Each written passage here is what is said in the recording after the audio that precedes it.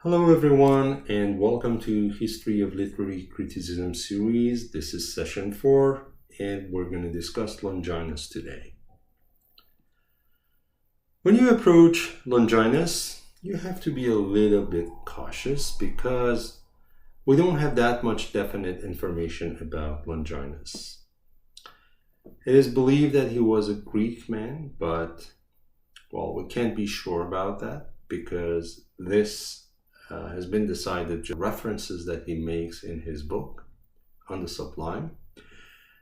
And also, we are not that sure about the time that he lived. And some people believe that he belongs to the 1st century AD, and some people believe that he lived in 3rd century AD. Again, there are some references in his book that probably show us that he lived in 1st century or 3rd century. So that's actually why we cannot be that accurate about dates and about some of the attributions here.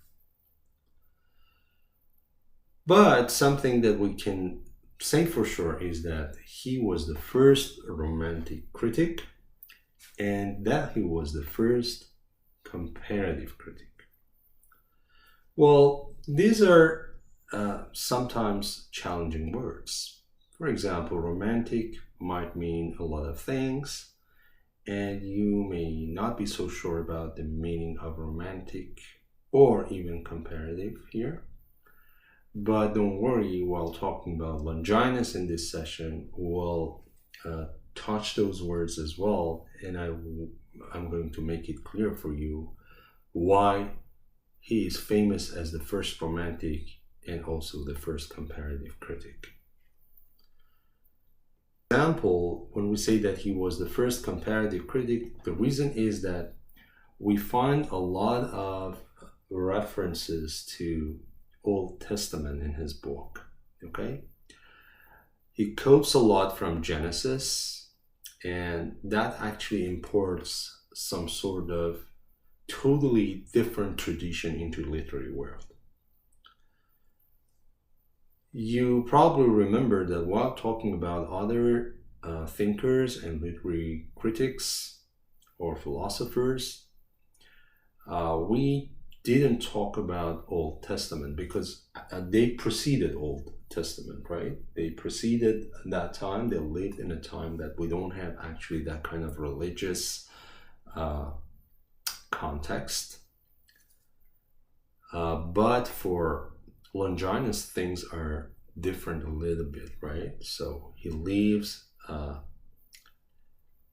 after Christianity.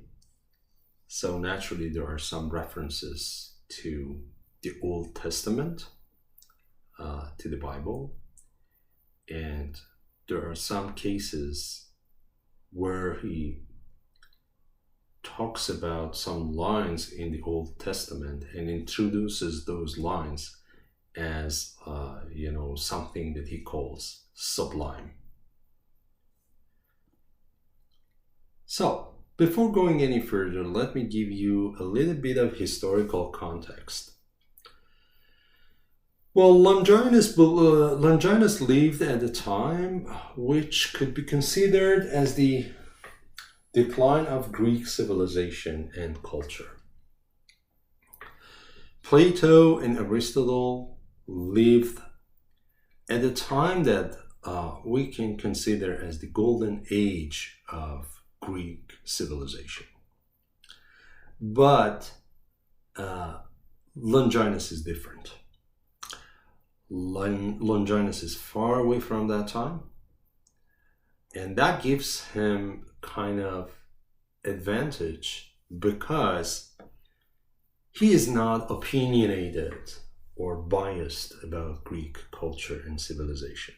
You remember that I told you and I showed you in the first slide that Longinus is supposedly a Greek person, and when you belong to a civilization or a culture, you are very likely to have some kind of bias or wrong opinions about the advantages and the brilliance of your own culture or language. But this kind of distance gives Longinus to be, in a sense, free from that kind of bias. There is no political bias here, there is no ethical bias here, which gives him, again, as I said, an upper hand while talking about literary aspects of his own time. Well, like I said, Longinus, a Hellenic Jew. When we say Hellenic, we are just referring to his background as a person from Greece.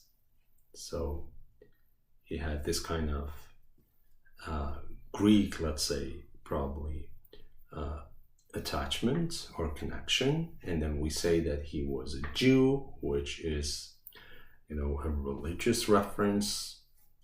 And that is demonstrated when we just read the text itself, the book titled On the Sublime, because there are some references, like I said, to the Old Testament. Okay, so keep that in mind. So he was a Hellenic Jew, and he writes this work, which is addressed to somebody called Postumius Terentianus. We don't know who this person was. We have no further information about this person, but apparently he was some kind of would-be poet, maybe, or somebody interested in literature and literary art. We're not sure, but anyway, this is actually the person to whom this book is addressed. Well, another important point that we can mention here is that his book On the Sublime is the first treatise which is written from the viewpoint of a teacher and a reviewer, rather than a philosopher, analyzer, or recipe maker. I have these three words here because, we have already discussed Plato, Aristotle, and Horace. And you remember that while talking about Horace, for example, I told you that he is just some sort of recipe maker because he gives us some standards, some criteria, some rules. If you want to produce, the best type of literature, this is the recipe for it. This is actually what Horace does. Or about Aristotle, you remember that we agreed that Aristotle, is just describing the, let's say, the fashionable art of his own time, right? And for Plato, we had a different story because Plato, is more philosophical probably than the two other critics that we have discussed so far. Okay, so On the Sublime, which is called Prehypsis in the original language, is the treatise that Longinus writes in order to explain this term, the sublime or sublimity. When you go to a dictionary to look it up and find out what the meaning of this word is, probably you get confused, because there are some meanings that might be difficult to put in the context of language and come to a clear kind of definition or deep understanding of the word. But don't worry, we'll talk about that in a minute, and we just try to shed light on this word, and we try actually to understand it in the context of literary art. Just looking at the dictionary, you might come across, or maybe searching the word on the internet, you might come across with some definitions or expressions like loftiness, excellence, a moment of indescribable excellence, or lightning bolt. Okay, so these are all terms and expressions associated with the sublime. I told you that it is a little bit confusing and sometimes difficult to understand because, for example, when it comes to the word loftiness, you don't know how to define loftiness as Longinus had in mind.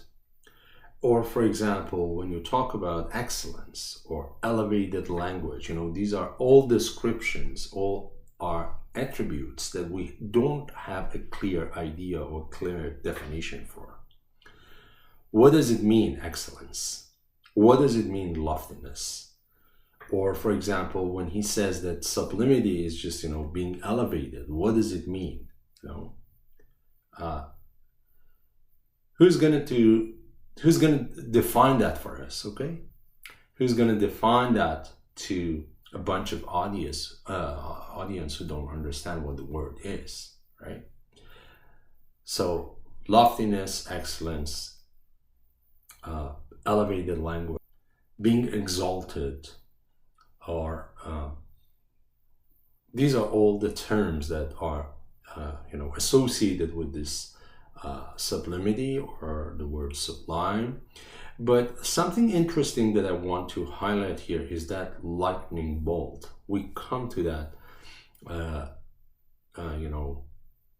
at the end of this discussion again, and I will give you a little bit more details regarding lightning bolt and why this is probably one of the best things that we have in our hand as a tool to help us understand what he meant by the sublime. Well, Longinus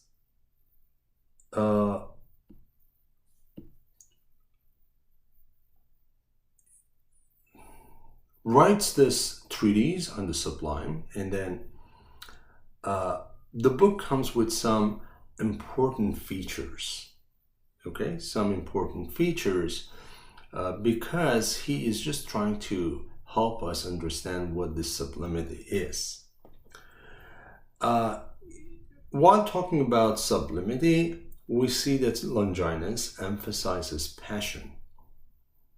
So in this case, we find him far away from Horace. Remember, Horace was talking about thoughts, right? Horace was talking about teaching with delight. Do you remember that? He was trying to give us the idea that what makes you an important artist is practice, is a lot of hard work, right? Reading a lot, extensively.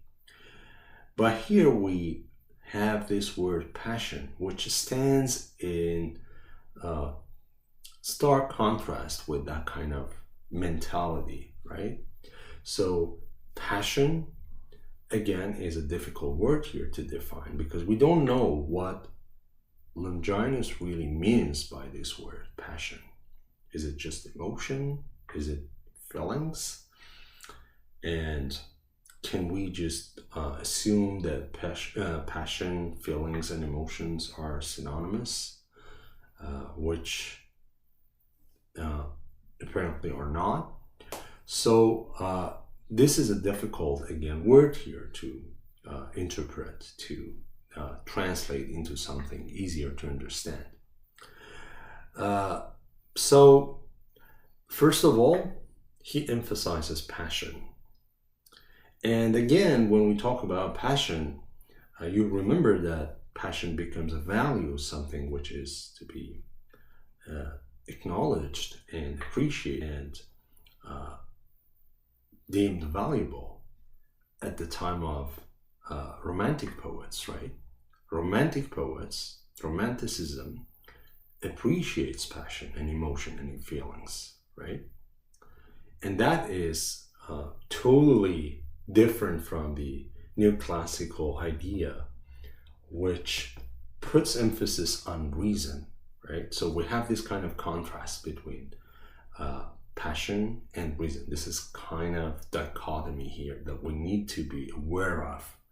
So Longinus tends to be, romantic. Now, if you remember on the first slide again, we had this idea, this phrase that he is the first romantic critic.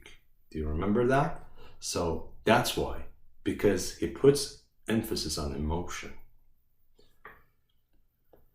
Another important thing here is that he is more focused than philosophers such as Plato and Aristotle. Why do we say this? Because when you look at Plato and Aristotle, when you read them, you understand that they are talking about a lot of different things. Of course, those things are sometimes loosely connected, sometimes very tightly connected. But they got a continuum, right? They just explore different things, different, let's say, aspects of education and literature, art in general. But here we see that Longinus is more focused on not just education in general, not art in general, but some sort of a language that he considers as the appropriate mode of expression, appropriate mode of literary or artistic expression. Okay? Like I said, he mentions Hebrew literature a lot, and that's why he is assumed and he is introduced as the first comparative critic, because he just tries to give us examples from here and there, right? From, for example, from the Bible or the Old Testament. He gives us examples from Iliad and Odyssey, that they are works by Homer. So it puts all these together, gives us something like a collage of, different sources that could be used in order to come to a better understanding of what he means by sublimity. Of course, Longinus was not that well known to Western culture and Western literature until after Renaissance, when Nicolas Bolo, which is a French artist and literary figure, translated his book or his treatise into French, and then the book got more prominence and more fame through the works and through the ideas of Edmund Burke and also Immanuel Kant in 18th century. And again, if you are already familiar with these people, you understand that Edmund Burke and Immanuel Kant were, influential figures who were directly and indirectly associated with Romanticism. And a lot of Romantic poets and Romantic artists looked at them to just get inspired and to have this kind of understanding of Romantic art, So they actually based their philosophy on the philosophy that they inherited from Immanuel Kant. When you go to Romantic poets, there are lots of examples and references to sublimity and on the sublime and Longinus. For example, Wordsworth says that Longinus treats of animated, impassioned, energetic, or if you will, elevated writing. Okay? And this is again some kind of irony that we have here, because you remember I told you that having the definition for elevated is a little bit challenging, because it depends on who you are as an artist who try to define elevated here. For example, if you're a neoclassical artist, if you're a neoclassical writer, then elevated language means differently from a romantic author, right? For a neoclassical artist, the elevated language is a kind of highly and skillfully, let's say, skillfully structured language, which stands above all other forms of language and stands in opposite contrast to the everyday language of the people on the street, right? So that is elevated language for a neoclassical artist. But for people like Wordsworth, Coleridge, and other romantics, it's the everyday language, it's actually the rustic language of the people on the street that matters. So elevated writing for Wordsworth differs from elevated writing for Alexander Pope, for example. Okay? So these are the things that make us have issues understanding this sublimity and having a clear definition for sublimity, okay?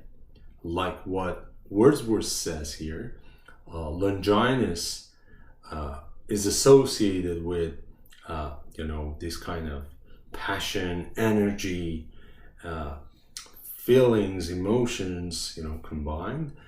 And then that is actually what makes the language of art an elevated language. The language which is devoid of passion and feelings is not an elevated language to a romantic, right? So keep that in mind because this is very important here. Well, Longinus appreciates pleasure-giving literature. Again, we have another contrast here. Do you remember what we learned from Ars Poetica and Horace? In Ars Poetica, Horace teaches us to teach with delight, right? So there is this kind of a value which is considered for the teaching itself. But for Longinus, teaching is not that important because he looks at passion as the most important thing in art, in literature. So when you have this idea that your job as a poet is just to give pleasure, that you are not a follower of Horace. You are not actually doing what he says in Ars Poetica, right? Because for him, it's just teaching with delight, sugar-coated pill. Do you remember that? I showed you the picture. And I was, just hopeful that it stays with you. I don't know. But anyway, so Longinus appreciates pleasure-giving art and pleasure-giving literature. Again, when I say art, please just note that, like I said before, Longinus does not talk about art in general. He is just focused on language, and that is the language of poetry. But we can assume that, we can just extend the idea to other forms of art as well. Unlike Aristotle, Longinus is not interested in natural history of literature or literary genres, such as epic or tragedy. Well, do you remember Aristotle? We actually discussed that in our previous session, or in one of our previous sessions, that Aristotle was really preoccupied with the idea that what is the higher form of art, literary art. So he was just preoccupied with the idea of genres. He was trying to just lay the foundation to decide whether epic or tragedy is actually the noble form of art. But here we don't see anything like that in the treatise of Longinus, okay? And the Sublime is just about the language itself, right? It's about the expression itself. It doesn't tell us which art form or which literary genre stands higher above others. That's why at the very beginning of this session, I told you that Longinus is more focused compared to Aristotle and Plato. Remember that? Well, another important thing is that Longinus seeks and appreciates passages, lines, moments in literature that strike fire from the reader's minds. This is, again, directly associated with the previous point that we discussed. The idea here is that, well, this sublimity or this, let's say, elevated language that we are talking about might show up, might appear, might exist in any genre or in any art form or in any literary form. For example, you might see it in an epic. And actually, he gives us some examples from Iliad and Odyssey, where Ajax's silence becomes actually that kind of sublimity, you know. Or he goes to the Old Testament and then gives us a line of Old Testament that for him is just, you know, one very clear example of sublimity. So it doesn't matter which form, which genre, he just focuses on the language, you know. He is just preoccupied with this elevated language he defines as sublime. Okay?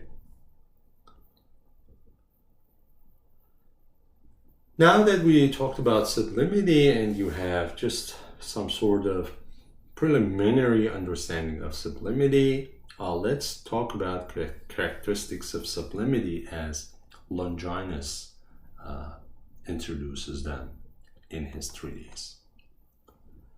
Well, first of all, he believes that sublimity is a certain distinction and excellence in expression.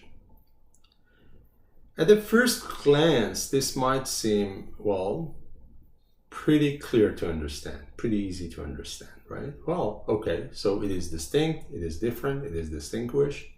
It is a piece of excellent expression.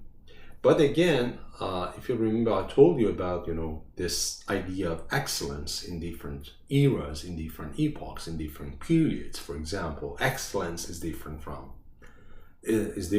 Coleridge. When you go, for example, to Alexander Pope or I don't know, maybe Jonathan Swift, you will see that excellence is something else, right? So depending on the era that a poet lives in, the definition of excellence might change, you know. So these are, you know, just not fixed ideas. They are not engraved on a piece of stone. They are just dynamic. They change by the passage of time. So, yeah. He says that it's a kind of distinction, it's a kind of excellence in expression, and we understand that, but the problem is that we don't have any possibility of defining those terms. We don't understand, or we don't know what he means by distinction or by excellence in expression. Okay? And this is very tricky. You know why? Because if I ask you about, for example, an excellent line in poetry, probably you remember something, right? And then that shows you, and that shows us that something distinctive about that line exists that makes it stay with you for such a long time. Maybe, for example, you have come across that line 10 or 12 or, I don't know, 20 years ago. So in a sense, it's pretty easy to understand. In a sense, it's very difficult to define. That's what we mean here by, you know, this kind of challenge that we have ahead of us understanding sublimity and what he means by sublimity or sublime. Another important feature of sublimity is that, it's actually mastery in transport, which means it is totally different from persuasion. Okay? You remember I talked to you about that idea of lightning, and I told you that Longinus says that sublimity is just like lightning. The reason is that lightning strikes you, and it strikes you hard. Just imagine that you are just in a scene where you are probably watching the lightning. Look at it, what happens? If lightning strikes somewhere, what happens? If it strikes a tree, the tree might actually be in fire in a moment. That fire transforms the tree, right? It gives us probably, it gives us a new form. It gives us a new appearance. It gives us a new content or material, right? So the same thing might happen for us when we are just, when we encounter sublimity, when we are struck by sublimity itself, because it works like a lightning, right? It burns us, transforms us to something new. So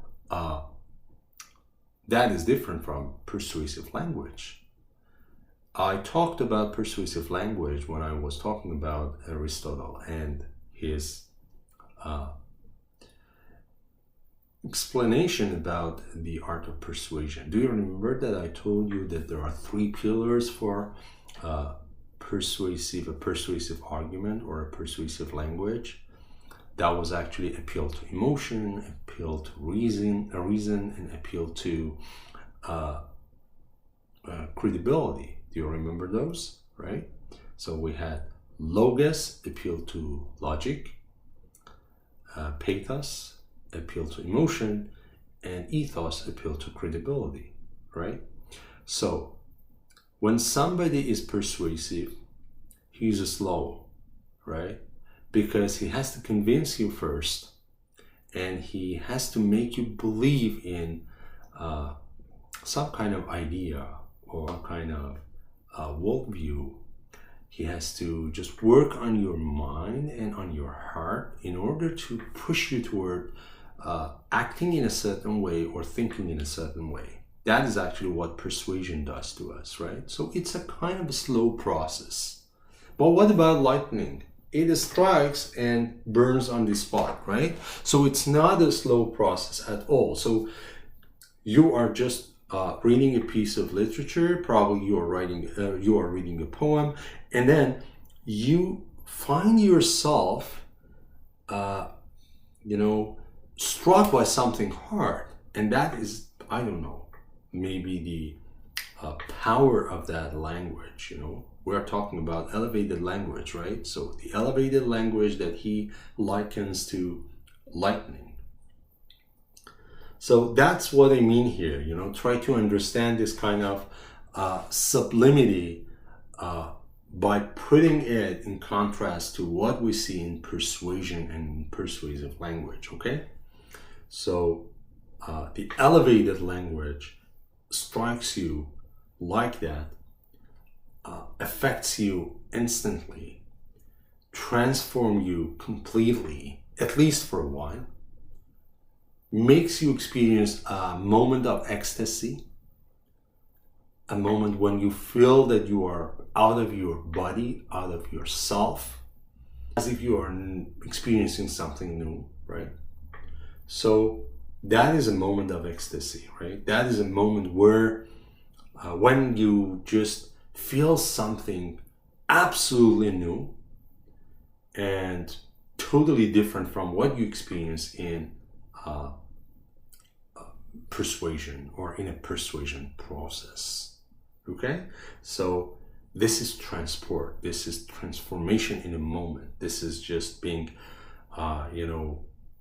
different suddenly because you are under effect, because you are under influence of something.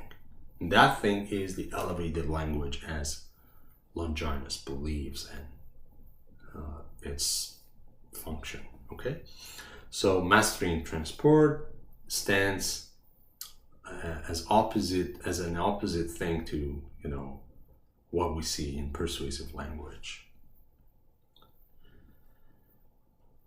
Yeah, so like I said, persuasion is resistible, it's controllable. For example, if somebody is appealing to emotion in order to convince you to go on a strike, for example, or go on a go to the street to participate in a demonstration or something like that, you can resist that idea, right? Because if you think that this is not, for example, to my benefit, or this is not something that I believe in, there is always some sort of resistance when we have somebody who is trying to persuade us in order to act in a certain way or think in a certain way. So we can control that. We have control over that persuasion process to some extent. I'm not saying that we have all that control all the time. No. But this is something that we have experienced so many times. It's not totally unfamiliar to us. But when it comes to sublimity, is irresistible. It blows your mind suddenly. It's so overwhelming that suddenly controls you, in a way that you are, let's say, maybe confused for a while, for a very short while, for a moment, right? You don't know what's going on, but you can actually feel the effect. Okay, you know what I mean?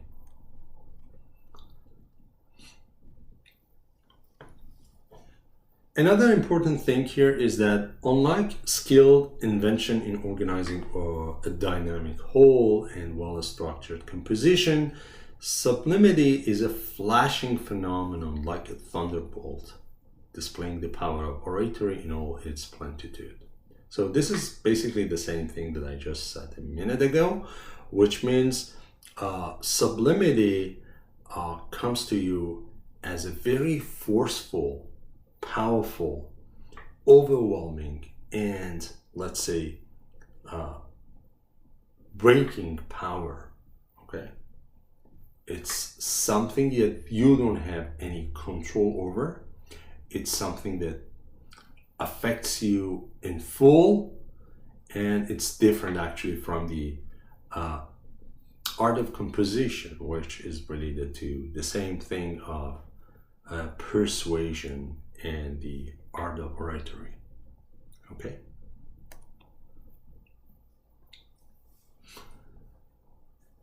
Another important feature of sublimity is that it is highly and directly and tightly related to genius. Again, let me take you back to what we discussed in our previous session while we were talking about Horace. You remember that in Ars Poetica, Horace believed that there is always this need and necessity to curb emotion. Curb means to put control, to harness emotions. Okay? So it is always necessary for us as an artist to curb our emotions, to have some sort of control over our emotion. We don't want to get that emotional. Do you remember? We had this idea, not going to extreme.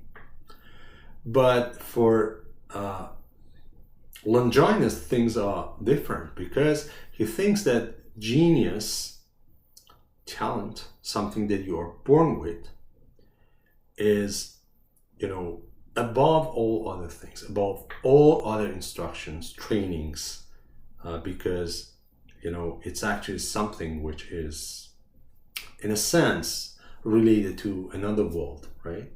And here we can find some traces of Plato, right? This is Platonic, that you are just connected to that ideal world. You remember that world of ideality that we talked about while talking about Plato and his philosophy of ideals. So genius, this talent, this gift that you possess stands above all other things like instruction, training, practice, hard work. Okay? But at the same time, we don't mean here to get highly emotional. We are not just going for something which is, let's say, uncontrollable emotion. Okay? Because if you just leave it free to do whatever it wants to do with you, then probably that ends in bombast. And we don't want actually to end in bombast, right? Again, I think that we talked about bombast in our previous session, and it means this kind of pretentious, inflated speech or writing, kind of, let's say, writing that is full of sound and fury, but taking you nowhere, which means actually to say a lot, but to mean nothing. Okay, that is actually what we mean by bombast. So if you find a line or, I don't know, a statement in a literary work which is full of tropes and figures of speech, but it doesn't mean anything, that is one example of bombast. Okay, just to give you an idea of what bombast is here. Okay. Now, we have a list of examples of false and false sublimity, which is actually an interesting list.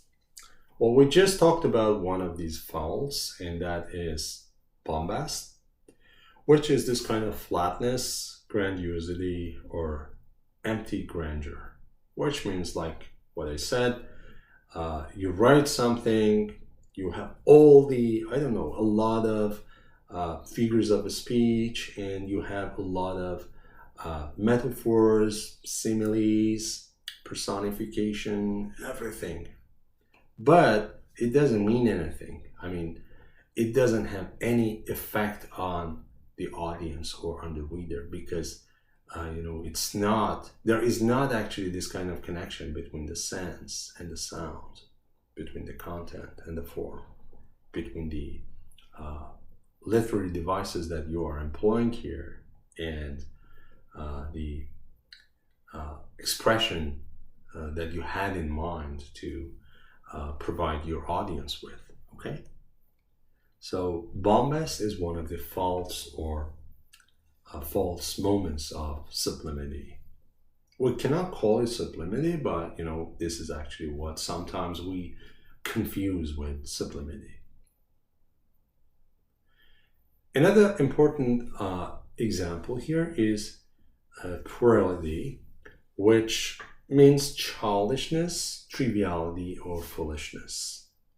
When you don't have actually that kind of great idea instilled in your writing. And ideas are very, very important for Longinus. He believed that actually great ideas come from great souls. So a wicked person probably is incapable of producing great ideas. We'll come to that in a minute. Well, another important example of fault or false sublimity is just bathos, or anticlimax from the sublime to the trivial or ridiculous. When you try hard to create sublime, to create this sublimity, but it actually ends in creating or generating something which is trivial, not really important, and even ridiculous. Okay, that is what we call bathos, and that's a kind of anti or anticlimax. And also sometimes people try to create a sublime or moment that is associated with sublimity or associated with the sublime, but they end in frigidity, which means stiffness, lack of emotion, and enthusiasm. So these are actually what we can say about Longinus's examples of, let's say, false sublimity. These are fake sublimities. Okay, these are actually not the ones that he had in mind, and or not the ones that he wanted to explain to us.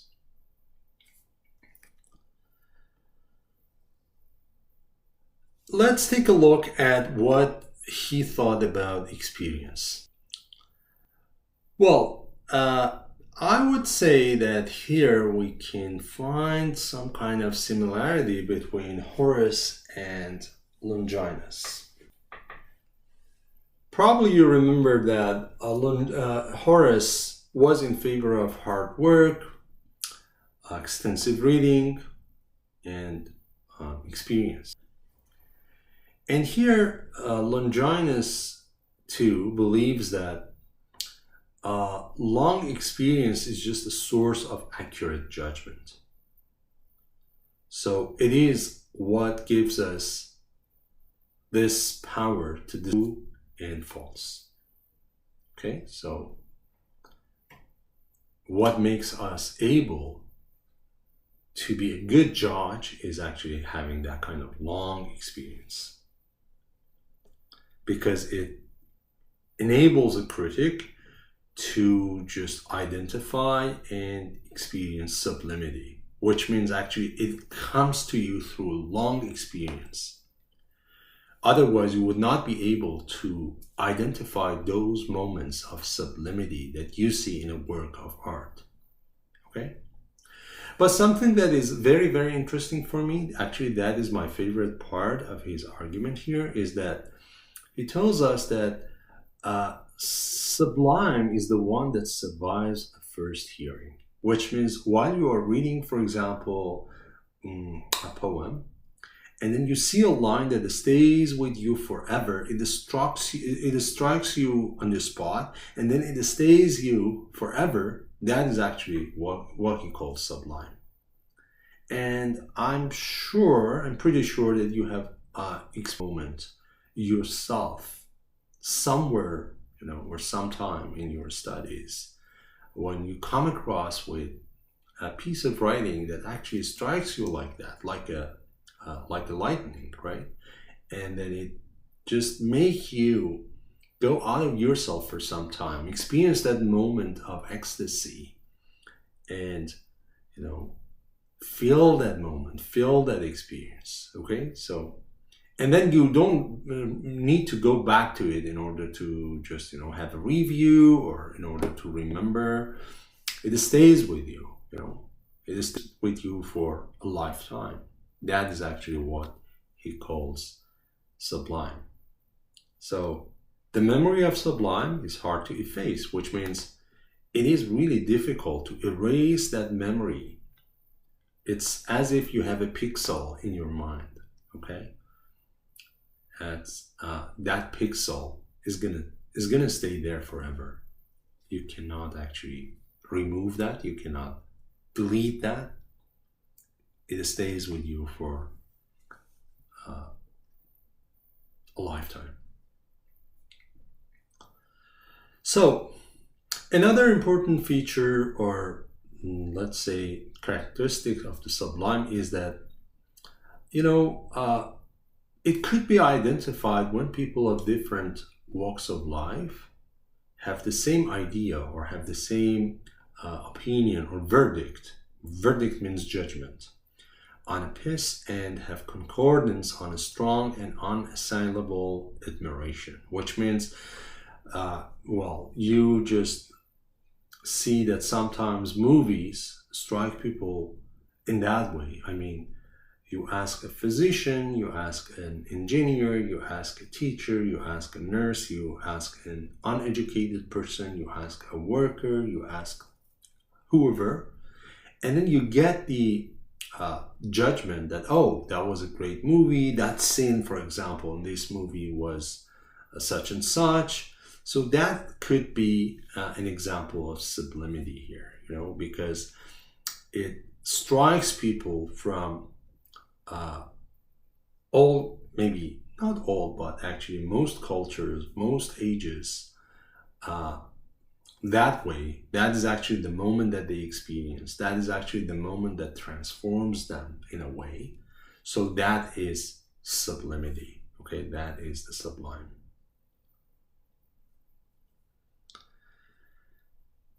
Now, let's go to the next slide, in which we have 5 sources of eloquence or elevated language that Longinus actually puts in order. Remember that I told you about, this eloquence or elevated language or excellence in expression. But here Longinus tries to clarify what could be the source of this eloquence. First of all, a firm grasp of ideas. Do you remember that I told you that great ideas come from a great soul? This is actually what we mean here by, saying that this is just one specific source of eloquence and excellence in expression. And he gives us an example of Genesis, of Old Testament here. And that is this line. Look at this line. It's a very interesting line here. Look at this one. God said, what? Let there be light. And there was light. Let there be land. And there was land. Okay, now, when you look at this sentence, do you see that kind of, let's say, skillfully artistic, words put together in a certain way in order to create that kind of effect that the poet is always trying to create? No. The language is simple, but the idea behind is something that strikes Longinus here. And this is just one sublimity that Longinus tries to give us in his treatise. Let there be light, and there was light. Let there be land, and there was land. Okay? So, the second fountain of eloquence, or the second source, or the second origin of eloquence for Longinus, is vehement or strong, very powerful, and inspired emotion. And that's what makes him a romantic literary critic. Unlike Aristotle, he believed that some emotions are mean and devoid of sublimity. So he could not agree with Aristotle on the concept of catharsis. You remember, we talked about catharsis while talking about Aristotle. That was actually the purgation of emotion, if you remember. Emotions were purged. For Aristotle, that was actually the idea. While you're watching a play, at the end of the play, your emotions are purged. That's why. Do you remember what were those emotions? Pity and fear. Pity, because actually you sympathize with that, and you sympathize and empathize with the character. For example, with Hamlet. And fear, because you might be concerned. You have to experience the same thing that he experienced in this play. So, why both believe that Aristotle and Longinus have this shared idea that emotions are involved here, that passion is involved here, that feelings are involved here, right? But the way that they look at functionality is different. Because Longinus believes that powerful and inspired emotion could be the source of eloquence, but at the same time, he warns us that not all the emotions, we cannot be all inclusive here. There are just some certain emotions that can create and can cause sublimity. What kind of emotions? Probably you can guess that. Those which are connected, attached, or let's say have an origin in great ideas. The first case here. So strong, powerful emotion have to be connected with great ideas if they are going to create sublime. Okay. The third source for Longinus as a source of eloquence is the proper construction of figures. And here we mean figures of speech and figures of thoughts. Okay, figures of speech and figure of thought. So sublimity is recognizable because every human being possesses the power which aspires toward the great and the noble, the law of elevated and divine. So he assumes that everybody has this kind of default, let's say, construction that just is associated with nobility and greatness of idea. Okay? It means that, well, essentially human beings are noble. Essentially human beings are just, trying to aspire to achieve great things. So the love of elevated and divine, it could be elevated and divine language, it could be elevated and divine action, it could be elevated and divine thoughts. That is actually a kind of built-in emotion, or let's say built-in desire, or built-in feature or option in human beings. I like emotion here. Emotion is not a good word, but this is actually something that we aspire. We by nature, we want to be good. We want to be divine. We want to be noble. Okay? So this nobility, this divinity, this elevated thought, and this great heart and great mind could all be put together and create something as a whole, which is the source of eloquence for Longinus. The next one is notable language. Again, notable becomes a confusing, let's say, adjective here. Why? Because again, if you remember, I told you that notable means different thing to different people, from different era, from different cultures, from different ideas, from different thoughts, from different artistic style, right? So notable language for a romantic poet is different from notable language for a neoclassical poet. In modern times, the notable language probably is the language of the fiction, right? Because now we live in an age in which novel has become a kind of fashionable form of literary art. But anyway, poetry is there, but probably people look at novel in a different way these days. So notable language of the novel, long, let's say sometimes ambiguous sentences, that is actually fashionable with some novelists these days, right? So notable language might mean different things to different people. But again, I think we have to be a little bit,